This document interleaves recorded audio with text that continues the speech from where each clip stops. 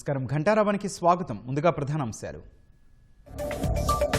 చిత్తూరు జిల్లాలో రోడ్డు ప్రమాదం, దంపతులతో పాటు కుమార్తె దుర్మరణం.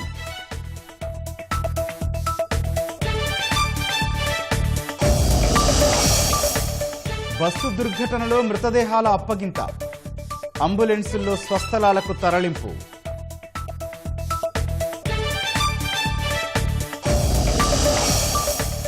నేడు ఏపీ అసెంబ్లీ ప్రత్యేక సమావేశం, అమరావతి చట్టబద్ధతపై తీర్మానం చేయనున్న సభ.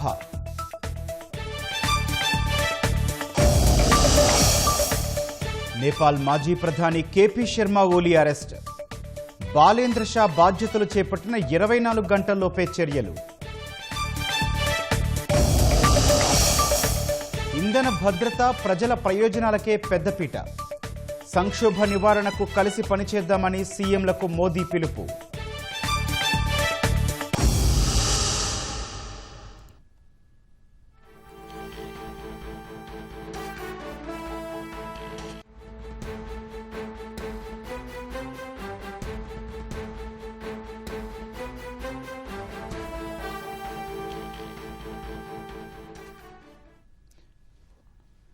రైట్, తాజా అంశం చూస్తున్నాం. చిత్తూరు జిల్లాలో ఈ ఉదయం జరిగిన రోడ్డు ప్రమాదంలో 3 మృతి చెందారు. మరింత సమాచారం మా ప్రతినిధి నారాయణపడి తెలుసుకుందాం. నారాయణప్ప, ప్రమాదానికి కారణాలేంటి, మృతుల వివరాలేంటి? బెంగళూరు చెన్నై జాతీయ రహదారిపై చిత్తూరు జిల్లా పూతలపట్టు నియోజకవర్గం బంగారుపల్లి సమీపంలో ఇవాళ జరిగిన ఘోర రోడ్డు ప్రమాదంలో ఒకే కుటుంబానికి చెందిన 3 మృత్యువాత పడ్డారు. ప్రమాద ఘటనలో తెలంగాణ రాష్ట్రం బెంగళూరుకు చెందిన 3 చనిపోయారు. వారిలో చనిపోయిన వారిని శ్రీధర్ రావు, భార్య లక్ష్మి, ఆయన కూతురు 4 ఏళ్ల చిన్నారి ఆదిత్యగా గుర్తించారు. బెంగళూరులో స్థిరపడిన భాస్కర్ రావు తన కుటుంబంతో కలిసి ఇవాళ ఉదయం తిరుమల శ్రీవారి దర్శనానికి వస్తుండగా పూతలపట్టు నియోజకవర్గ పరిధిలోని బంగారుపాలెం సమీపంలో శేషాపురం వద్ద ఆగి ఉన్న బస్సును ఈ కారు వేగంగా వచ్చి ఢీకొట్టింది. ఈ కారు వేగంగా వచ్చి ఆగి ఉన్న బస్సును ఢీకొట్టడంతో దాదాపు బస్సు కిందికి కారు దూసుకెళ్లింది. ఈ ప్రమాదంలో డ్రైవరు గాయపడ్డాడు, తీవ్రంగా గాయపడ్డారు. అదేవిధంగా కారులో ప్రయాణిస్తున్న శ్రీధర్ రావుతో పాటు ఆయన భార్య లక్ష్మి, చిన్నారి ఆదిత ప్రాణాలు కోల్పోయారు సంఘటనా స్థలంలోనే. గాయపడిన డ్రైవర్ ను చిత్తూరు ప్రభుత్వ ఆసుపత్రికి తరలించి చికిత్స అందిస్తున్నారు. సంఘటనా స్థలానికి చేరుకున్న పోలీసులు బస్ కింద కూరుకుపోయిన కారును బయటకు తీసి మృతదేహాలు తీసిన తర్వాత వారు ఏ ప్రాంతానికి చెందిన వారు ఏంటి అన్న సమాచారం తెలుసుకోవడంతో మృతుల కుటుంబ సభ్యులకు పోలీసులు సమాచారం ఇచ్చారు. మృతదేహాలను చిత్తూరు ప్రభుత్వ ఆసుపత్రికి తరలించి పోస్ట్ మార్టం నిర్వహిస్తున్నారు. రైట్, ధన్యవాదాలు నారాయణప్ప.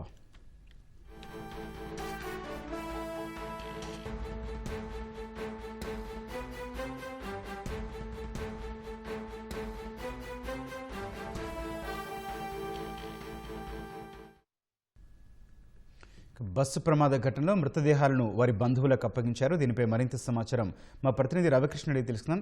రవికృష్ణ, మృతదేహాల అప్పగింత పూర్తయిందా? గౌతమ్, మొన్న మార్కాపురం జిల్లా రాయవరం దగ్గర జరిగిన బస్సు ప్రమాదంలో మృతదేహాలకు సంబంధించిన అప్పగింత ప్రక్రియ దాదాపుగా పూర్తి అయిపోయింది. 3 రోజుల క్రితం జరిగిన ఈ ఘటనలో మృతదేహాలు గుర్తుపట్టలేనంత ఉండడంతో డిఎన్ఏ పరీక్ష నిర్వహించారు. డిఎన్ఏ పరీక్షలకు సంబంధించిన నివేదికలన్నీ కూడా రాత్రి రావడంతో రాత్రి మృతదేహాలు ఇవ్వడానికి కొన్ని సాంకేతికంగా ఇబ్బందులు తలెత్తడం. ఈ రోజు ఉదయం ఆ ప్రక్రియ ప్రారంభించారు. ఉదయం 6 గంటల నుండి అధికారులు, రెవెన్యూ అధికారులు, అదేవిధంగా పోలీసులు అందరూ కూడా అక్కడికి చేరుకొని ప్రత్యేక అంబులెన్సులు, ప్రైవేటు ప్రభుత్వ అంబులెన్సులు అన్ని కూడా అక్కడికి తీసుకొచ్చి ఆయా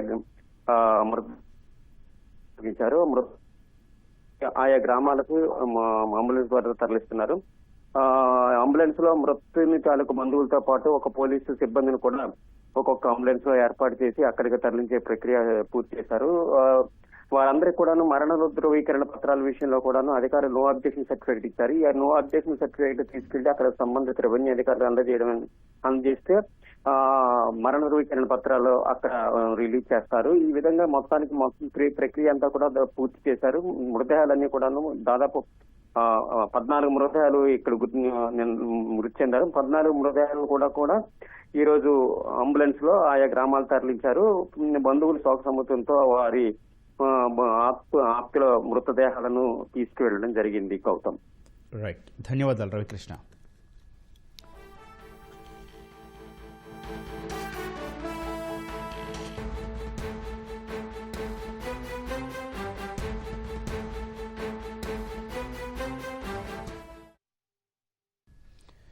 నేపాల్ మాజీ ప్రధాని కేపీ శర్మ ఓలీని భద్రతా దళాలు అదుపులోకి తీసుకున్నాయి. గతేడాది నేపాల్ యువత చేపట్టిన జెన్ జీ ఉద్యమంపై ఉక్కుపాదం మోపారనే ఆరోపణలపై ఆయన అరెస్టు చేసినట్లు తెలుస్తోంది.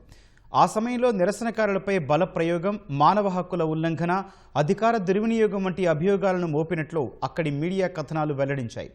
నేపాల్ నూతన ప్రధానిగా బాలేంద్ర షా బాధ్యతలు చేపట్టిన 24 గంటల్లోపే కేపీ శర్మ ఓలీని అరెస్ట్ చేయడం అక్కడి రాజకీయాలను కుదిపేస్తోంది.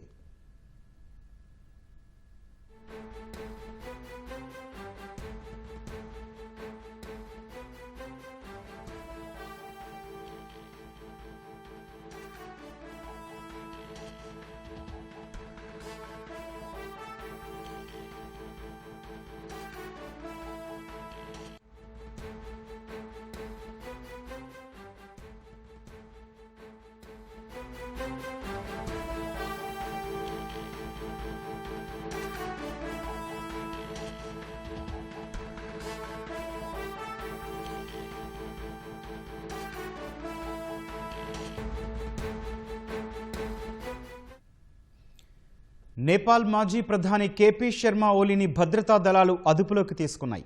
గతేడాది నేపాల్ యువత చేపట్టిన జెన్ జీ ఉద్యమంపై ఉక్కుపాదం మోపారనే ఆరోపణలపై ఆయన్ను అరెస్టు చేసినట్లు తెలుస్తోంది.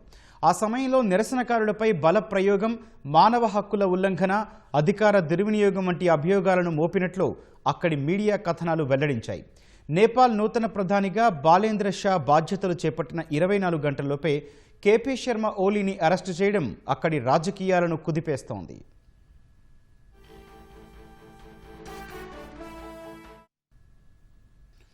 రాజధాని అమరావతికి చట్టబద్ధత కల్పించాలని కేంద్రాన్ని కోరేందుకు శాసనసభ నేడు సమావేశం కానుంది. ఉదయం 11 గంటలకు సభ కొలువుదీరనుంది. విభజన చట్టంలో సవరణ చేయాలని తీర్మానం చేయనున్నారు. సీఎం, డిప్యూటీ సీఎం సహా మొత్తం 20 మంది ప్రసంగించే అవకాశం ఉంది. వైసీపీ ఎమ్మెల్యేల హాజరుపై ఆ పార్టీ నుంచి స్పష్టత లేదు. రాష్ట్ర రాజధానిగా అమరావతి ఖరారుకు తీర్మానం చేయడమే ప్రధాన ఎజెండాగా ప్రభుత్వం నేడు ప్రత్యేకంగా శాసనసభ సమావేశం నిర్వహించనుంది. విభజన చట్టంలోని సెక్షన్ 5లోని సబ్ సెక్షన్ 2లో ఎట్ అమరావతి అన్న పదాన్ని చేర్చాలని తీర్మానం చేస్తారు. సబ్ సెక్షన్ 2లో ఉమ్మడి రాజధానిగా హైదరాబాద్ గడువు ముగిశాక తెలంగాణకు హైదరాబాద్ రాజధానిగా ఉంటుంది, ఆంధ్రప్రదేశ్కు కొత్త రాజధాని ఏర్పాటవుతుంది అనుంది. దానిలో ఆంధ్రప్రదేశ్కు అమరావతిలో కొత్త రాజధాని ఏర్పాటవుతుంది అని చేర్చాలని తీర్మానం చేయనున్నారు. సెక్షన్ 5కు సంబంధించి విభజన చట్టంలో ఇచ్చిన వివరణలో ఏపీ సీఆర్డీఏ చట్టం 2014 ప్రకారం నోటిఫై చేసిన క్యాపిటల్ సిటీ ప్రాంతాలతో సహా అమరావతి అని చేర్చాలని తీర్మానం చేయనున్నారు. తీర్మానాన్ని శాసనసభ ఆమోదించాక ఈ రోజే కేంద్ర ప్రభుత్వానికి పంపనున్నారు.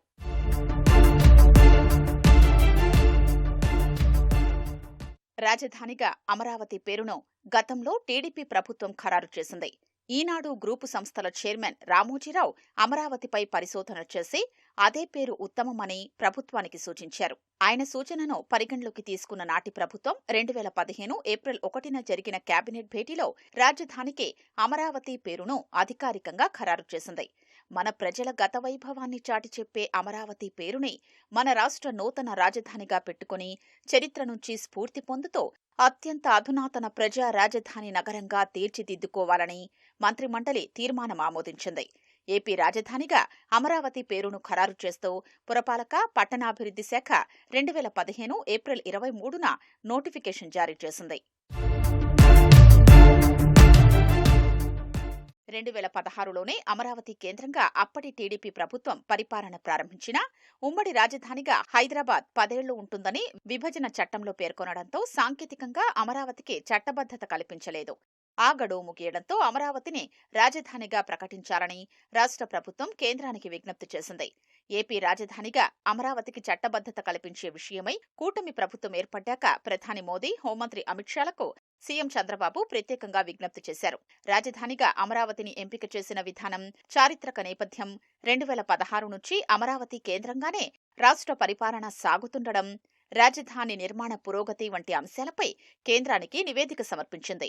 2024 జూన్ 2న ఉమ్మడి రాజధాని గడువు ముగిసినందున ఆ రోజు నుంచి అమరావతిని రాజధానిగా ప్రకటించాలని రాష్ట్ర ప్రభుత్వం కోరింది.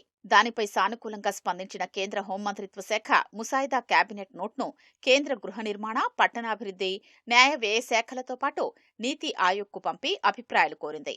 బిల్లు ప్రవేశపెట్టేందుకు అవసరమైన ప్రక్రియలన్నీ వేగంగా పూర్తి చేసింది. అమరావతికి చట్టబద్ధత అంశాన్ని టేబుల్ ఐటంగా తీసుకుని కేబినెట్లో ఆమోదం తెలపాలని, వెంటనే బిల్లు ప్రవేశపెట్టాలని ఇటీవల కేంద్రం భావించింది. అమరావతిని రాజధానిగా గుర్తిస్తూ గతంలో అధికారికంగా తీసుకున్న నిర్ణయం వివరాలు పంపాలని రాష్ట్ర ప్రభుత్వాన్ని కోరింది. సీఎంఓ, శాసనసభ నుంచి అధికారులు ఆ వివరాల్ని పరిశీలించారు. కానీ కేంద్రం కోరిన రూపంలో ఆ వివరాలు లేవని గుర్తించారు. ఆ విషయాన్ని పీఎంఓకు తెలిపారు. శాసనసభలో తీర్మానం చేసి పంపించాలని అక్కడి నుంచి కబురందింది. దాంతో రాష్ట్ర ప్రభుత్వం ఆగమేఘాలపై అసెంబ్లీని సమావేశపరుస్తోంది. అమరావతికి భవిష్యత్తులో న్యాయపరమైన చిక్కులేవీ తలెత్తకూడదని కూటమి ప్రభుత్వం భావిస్తోంది. రాష్ట్ర రాజధానిగా అమరావతి చిరస్థాయిగా కొనసాగేలా భవిష్యత్తులో మళ్లీ జగన్ లాంటి వ్యక్తులు అధికారంలోకొచ్చినా రాజధానిని అమరావతి నుంచి అంగుళం కూడా కదిపేందుకు వీల్లేని విధంగా చట్ట సవరణ చేయనున్నారు. అమరావతిని దెబ్బతీసేందుకు గత జగన్ ప్రభుత్వం 3 రాజధానుల పేరుతో చేసిన కుట్రల్ని నేడు అసెంబ్లీ వేదికగా ప్రజల ముందుంచాలని కూటమి నేతలు భావిస్తున్నారు. రైతులు చేసిన ఉద్యమాన్ని అణచివేసేందుకు సాగించిన దమనకాండను చట్టసభ వేదికగా గుర్తు చేయనున్నారు. నేటి తీర్మానం ఏప్రిల్ 2 లేదా 4వ తేదీల్లో పార్లమెంటులో బిల్లు పెట్టే అవకాశం ఉందని కూటమి వర్గాలు అంచనా వేస్తున్నాయి. అక్కడ ఆమోదం తర్వాత ఆంధ్రప్రదేశ్ నూతన రాజధానిగా అమరావతిని ప్రకటిస్తూ రాజపత్రం విడుదల కానుంది. యుద్ధం ముగించేందుకు ఇరాన్తో ఒప్పందం కుదరాలంటే హోర్ముజ్ జలసంధిని తెరవాల్సిందేనని అమెరికా అధ్యక్షుడు డొనాల్డ్ ట్రంప్ స్పష్టం చేశారు. మియామిలో జరిగిన సౌదీ మద్దతు ఉన్న ఓ సమ్మిట్లో ట్రంప్ మాట్లాడారు. మధ్యప్రాచ్యంలో ఇరాన్ గతంలో ప్రభావం చూపించిన అమెరికా సైనిక చర్యల తర్వాత వారి బలం తగ్గిందన్నారు. ఇరాన్ అణు కార్యక్రమం కూడా తీవ్రంగా దెబ్బతిన్నదని ట్రంప్ వ్యాఖ్యానించారు. ఇదే సమయంలో నాటో దేశాలపై సైతం ట్రంప్ విమర్శలు గుప్పించారు. అమెరికా ఎప్పుడూ నాటోకు సాయం చేస్తుందని, కానీ తమకు అవసరమైనప్పుడు ఆయా దేశాలు ముందుకు రావడం లేదని ఆక్షేపించారు. క్యూబాపై కూడా భవిష్యత్తులో చర్యలు ఉండవచ్చని ట్రంప్ చెప్పారు.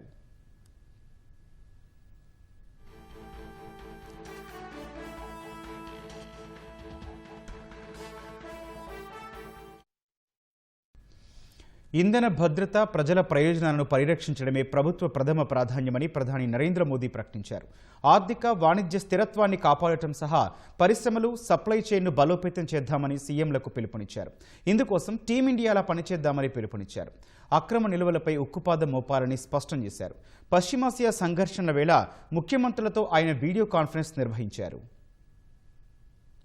పశ్చిమాసియా సంక్షోభం నేపథ్యంలో నిన్న సాయంత్రం రాష్ట్రాల ముఖ్యమంత్రులు, కేంద్రపాలిత ప్రాంతాల లెఫ్టినెంట్ గవర్నర్లతో వీడియో కాన్ఫరెన్స్ ద్వారా ప్రధాని మోదీ మాట్లాడారు. ఎన్నికలు జరుగుతున్న రాష్ట్రాల ముఖ్యమంత్రులు ఇందులో పాల్గొనలేదు. ప్రస్తుత పరిస్థితుల్లో నిరంతర పర్యవేక్షణ, తగిన వ్యూహాలు అవసరమని ప్రధాని మోదీ పేర్కొన్నారు. స్పందన వేగంగా, సమన్వయంతో ఉండాలంటే కేంద్ర రాష్ట్రాల మధ్య నిరంతర చర్చలు, సమన్వయం, సమాచార మార్పిడి, ఉమ్మడి నిర్ణయాలు అవసరమని మోదీ పిలుపునిచ్చారు. మార్చి 3 నుంచి ఒక ఇంటర్ మినిస్టీరియల్ బృందం ప్రతిరోజు పరిస్థితిని సమీక్షిస్తూ సకాలంలో నిర్ణయాలు తీసుకుంటుందని చెప్పారు. ఈ సందర్భంగా ముఖ్యమంత్రులు చేసిన సూచనల్ని ప్రధాని అభినందించారు. ఎరువుల నిల్వ, పంపిణీపై దృష్టి సారిస్తే రాబోయే ఖరీఫ్ సీజన్లో రైతులకు ఇబ్బందులు ఉండవన్నారు. వదంతులు, తప్పుడు సమాచారాల వ్యాప్తిపై అప్రమత్తంగా ఉండాలన్నారు. కోవిడ్ సమయంలో కేంద్ర రాష్ట్ర ప్రభుత్వాలు కలసికట్టుగా టీమిండియాలా పనిచేసిన విషయాన్ని మోదీ గుర్తు చేశారు. కేంద్ర రాష్ట్ర ప్రభుత్వాల మధ్య ఉన్న అదే సహకారం, సమన్వయంతో ప్రస్తుత పరిస్థితుల్ని ఎదుర్కొందామని పిలుపునిచ్చారు. వేగంగా మారుతున్న ప్రస్తుత పరిస్థితుల్ని నిరంతరం గమనిస్తూ తగిన వ్యూహాలు అమలు చేయాలన్నారు. ఈ విషయంలో రాష్ట్ర ప్రభుత్వాలదే కీలక పాత్ర అని తేల్చి చెప్పారు. పశ్చిమాసియాలో పౌరులున్న రాష్ట్రాలు వారి బాగోగులు చూడడం కోసం హెల్ప్ లైన్లు ఏర్పాటు చేసి నోడల్ అధికారుల్ని నియమించాలని ప్రధాని సూచించారు. బాధిత కుటుంబాలకు అవసరమైన సమాచారాన్ని ఎప్పటికప్పుడు అందించడానికి జిల్లా స్థాయిలో యంత్రాంగాన్ని ఏర్పాటు చేయాలన్నారు. అన్ని రకాల వస్తువుల సరఫరా సక్రమంగా సాగేలా చూడాలన్న ఆయన అడ్డంకులు సృష్టించే వారిపై కఠిన చర్యలు తీసుకోవాలని ఆదేశించారు. రాష్ట్ర, జిల్లా స్థాయిలో కంట్రోల్ రూమ్ల ఏర్పాటుతో నిత్యావసర వస్తువుల కొరత రాకుండా చూడొచ్చన్నారు. ప్రజల్లో తలెత్తే అనవసర భయాందోళనల్ని నివారించడానికి కూడా వీలవుతుందన్నారు. ఆన్లైన్ మోసాలు, నకిలీ ఏజెంట్లపై నిఘా పెట్టారని కోరారు. నౌకలు, అత్యవసర సరఫరాలు, మారిటైమ్ ఆపరేషన్స్ విషయంలో ఎదురయ్యే సవాళ్లను పరిష్కరించేందుకు సరిహద్దు, తీర ప్రాంత రాష్ట్రాలు అప్రమత్తంగా ఉండాలని ప్రధాని పేర్కొన్నారు. పరిశ్రమలు, ఎంఎస్ఎంఈలకు ఎదురయ్యే సమస్యల్ని ఎప్పటికప్పుడు తెలుసుకుని ఉత్పత్తి, ఉద్యోగాలు స్థిరంగా కొనసాగేందుకు చర్యలు తీసుకోవాలన్నారు. రాష్ట్ర ప్రభుత్వాల ప్రధాన కార్యదర్శుల స్థాయిలో క్రమం తప్పకుండా సమీక్షలు నిర్వహించి పరిస్థితుల్ని పర్యవేక్షించాలని మోదీ సూచించారు. జీవ ఇంధనాలు, సౌర విద్యుత్ వాహనాల్లాంటి ప్రత్యామ్నాయ వనరుల్ని ప్రోత్సహించాలన్నారు. పైపుడి గ్యాస్ కనెక్షన్లను విస్తరించాలని కోరారు. రాష్ట్రాల భాగస్వామ్యంతో దేశీయంగా చమురు, సహజ వాయువు ఉత్పత్తిని పెంచాల్సిన అవసరం ఉందని మోదీ తెలిపారు. పశ్చిమాసియాలో యుద్ధం కారణంగా తలెత్తిన ప్రస్తుత పరిస్థితులపై కేంద్ర కేబినెట్ కార్యదర్శి టీవీ సోమనాథన్ ముఖ్యమంత్రులకు ప్రెజెంటేషన్ ఇచ్చారు. రాష్ట్రాలు ఏం చెయ్యాలో సూచనలు చేశారు. ప్రధాని మోదీ నేతృత్వంలో కేంద్రం తీసుకుంటున్న ముందు జాగ్రత్త చర్యల్ని ముఖ్యమంత్రులు అభినందించారు. పెట్రోల్, డీజిల్, ఎల్పీజీ నిల్వలు తగినంత ఉన్నాయని చెప్పారు. పెట్రోల్, డీజిల్పై ఎక్సైజ్ డ్యూటీ తగ్గించడాన్ని స్వాగతించారు. ప్రజల ప్రయోజనాల్ని రక్షించడానికి కేంద్రంతో కలిసి పనిచేస్తామని హామీ ఇచ్చారు. ముఖ్యమంత్రులతో సమావేశం వివరాల్ని ప్రధాని మోదీ ఎక్స్లో పోస్ట్ చేశారు. పశ్చిమాసియాలో నెలకొన్న పరిస్థితులపై అమెరికా అధ్యక్షుడు ట్రంప్, ప్రధాని నరేంద్ర మోదీ మధ్య జరిగిన ఫోన్ కాల్లో ప్రపంచ కుబేరుడు ఎలాన్ మస్క్ సైతం పాల్గొన్నట్లు తెలుస్తోంది. ఈ మేరకు ది న్యూయార్క్ టైమ్స్ తన కథనంలో పేర్కొంది. ఈ ఫోన్ కాల్లో యుద్ధం పరిస్థితులు, హార్ముజ్ జలసంధి తెరవాల్సిన ఆవశ్యకతపై ట్రంప్, మోదీ చర్చించినట్లు భారత్లోని అమెరికా రాయబారి సెర్గియో గోర్ వెల్లడించారు. ఇలాంటి సున్నితమైన అంశాలపై ఇరు దేశాధినేతలు మాట్లాడుకుంటుండగా మస్క్ ఎందుకు పాల్గొన్నారనే విషయం ఇంకా తెలియలేదని న్యూయార్క్ టైమ్స్ తెలిపింది. ఆ ఫోన్ కాల్లో మస్క్ ఎలాంటి విషయాలు ప్రస్తావించారనే అంశాలపై స్పష్టత లేదని వెల్లడించింది. ట్రంప్, మోదీ ఫోన్ కాల్ గురించి శ్వేత సౌధం, భారత సర్కారు చేసిన ప్రకటనల్లో ఎక్కడా కూడా మస్క్ ప్రస్తావన లేదు.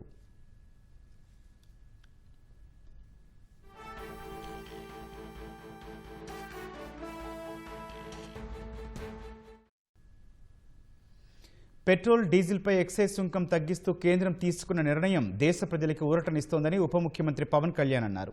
అనుక్షణం దేశ ప్రజల క్షేమం కోరుకునే నాయకుడిగా ప్రధాని మోదీ మరోసారి నిరూపించుకున్నారని పవన్ అభిప్రాయపడ్డారు. క్లిష్ట పరిస్థితులు ఎదురైన ప్రతిసారి ప్రజలకు అండగా ఉన్నారని ఎక్స్లో పోస్ట్ చేశారు. పశ్చిమాసియా యుద్ధ ప్రభావం ప్రజలపై పడకుండా పెట్రోల్, డీజిల్పై ఎక్సైజ్ సుంకం తగ్గించి ఇంధన భారం నుంచి ఊరట కల్పించారని వ్యాఖ్యానించారు.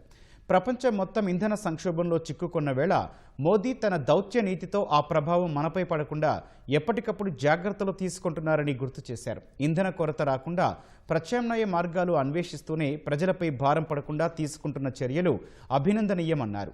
పెట్రోల్పై ఎక్సైజ్ సుంకాన్ని 10 రూపాయలు తగ్గించడంతో పాటు డీజిల్పై ఉన్న సుంకాన్ని పూర్తిగా రద్దు చేసినందుకు ప్రధానికి ప్రత్యేక ధన్యవాదాలు తెలిపారు. ఈ నిర్ణయం దేశ ప్రజలతో పాటు చమురు సంస్థలకు కూడా ఊరటనిస్తుందన్నారు.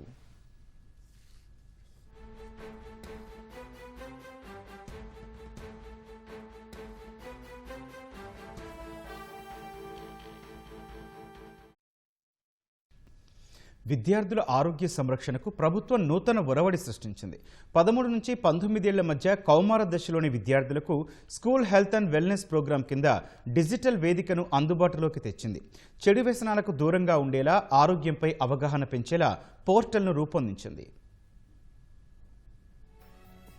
విద్యార్థుల ఆరోగ్య సంరక్షణ కోసం కూటమి ప్రభుత్వం కొత్త పద్ధతికి శ్రీకారం చుట్టింది. కౌమార దశలోని విద్యార్థులకు ఆరోగ్యకరమైన జీవన శైలి అలవర్చేందుకు school health and wellness programme digital portal ను అందుబాటులోకి తెచ్చింది. వైద్య ఆరోగ్య కుటుంబ సంక్షేమ శాఖ రూపొందించిన ఈ పోర్టల్ ను apshwp.ap.gov.in లో విద్యార్థులు రిజిస్ట్రేషన్ చేసుకునేలా తెలుగు, ఇంగ్లీషు భాషల్లో అందుబాటులోకి తెచ్చారు. జాతీయ ఆరోగ్య మిషన్, రాష్ట్రీయ కిషోర్ స్వాస్థ్య కార్యక్రమం, ఏపీ ఎయిడ్స్ నియంత్రణ సొసైటీ, రాష్ట్ర విద్యా పరిశోధన శిక్షణ మండలి, మహిళా శిశు సంక్షేమ శాఖ, ఎయిమ్స్ మంగళగిరి, యూనిసెఫ్ తదితర సంస్థల భాగస్వామ్యంతో ఈ సమగ్ర డిజిటల్ వేదిక రూపొందించారు. పోర్టల్ ప్రాధాన్యం విద్యార్థులకు వివరించేలా ప్రభుత్వ ఉన్నత పాఠశాలలు, జూనియర్ కళాశాల ఉపాధ్యాయులు, లెక్చరర్లలో ఎంపిక చేసిన వారికి శిక్షణ ఇస్తారు.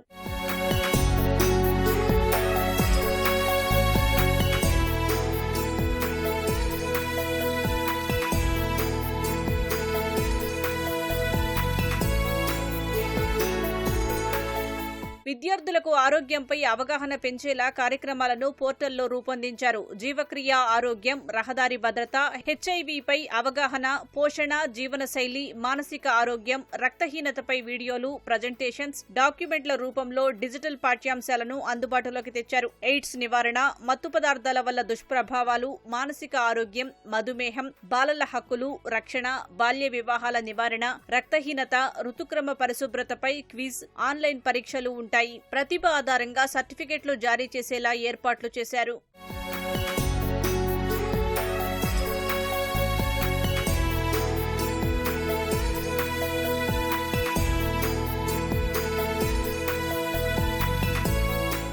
ఆయుష్మాన్ భారత్ లో భాగంగా school health and wellness programme ను డిజిటలైజ్ చేసి దేశంలోనే తొలిసారిగా అందుబాటులోకి తెచ్చామని వైద్య ఆరోగ్య శాఖ మంత్రి సత్యకుమార్ వెల్లడించారు. సీఎం చంద్రబాబు ఆలోచనలకు అనుగుణంగా కౌమార దశలోని విద్యార్థులకు అవగాహన కల్పించేలా చర్యలు చేపట్టామన్నారు.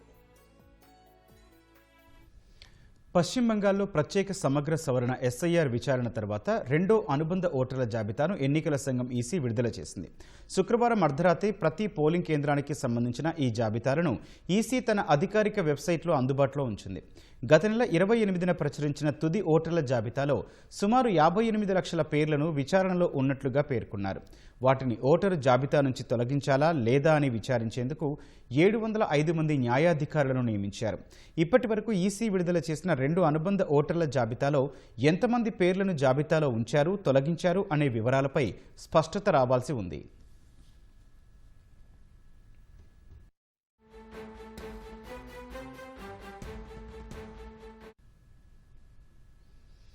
కర్నూలు జిల్లాలో ఓ యువకుడికి 20 ఏళ్ల వయసులోనే గుండెపోటుతో మృతి చెందాడు. కబడ్డీ ఆడుతూ కోర్టులో ఒక్కసారిగా కుప్పకూలిపోయాడు.